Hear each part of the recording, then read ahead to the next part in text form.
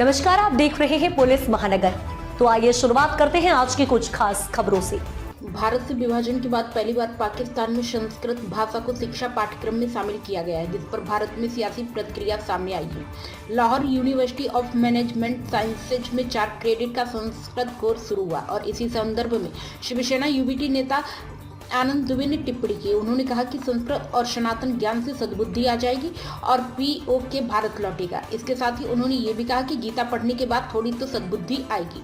पाकिस्तान में ये पहल Lahore university of management sciences ने की है, जहां संस्कृत को 4 क्रेडिट के औपचारिक अकादमिक कोर्स के रूप में पढ़ाया जा रहा है। कोर्स की खास बात यह कि छात्रों को महाभारत टेलीविजन श्रृंखला के प्रसिद्ध थीम गीत कथा संग्रामकी का उर्दू संस्करण भी पढ़ाया जा रहा है।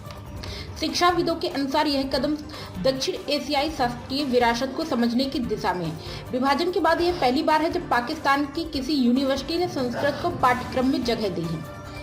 शिवसेना यूबीटी नेता आनंद दुबे ने कहा कि पूरा विश्व सनातन को मानने वाला है और एक समय था जब अखंड हिंदुस्तान में पूरी दुनिया समाहित थी। उन्होंने कहा कि प्रभु राम का राज है और पाकिस्तान भी कभी अखंड भारत का हिस्सा था। आनंद दुबे ने कहा कि यदि लाहौर यूनिवर्सिटी में संस्कृत के माध्यम से महाभारत और गीता का ज्ञान दिया जा रहा है तो वहाँ के लोगों में निश्चित रूप से सद्बुद्धि आएगी और गीता को संदेश क्रम, अहिंसा और द्वेष से दूर रहने की शिक्षा देता है। आनंद दुबे ने अपने बयान में आगे कहा कि सनातन धर्म और भारत के हिंदुओं की महिमा पूरी दुनिया में गूंजने लगी है।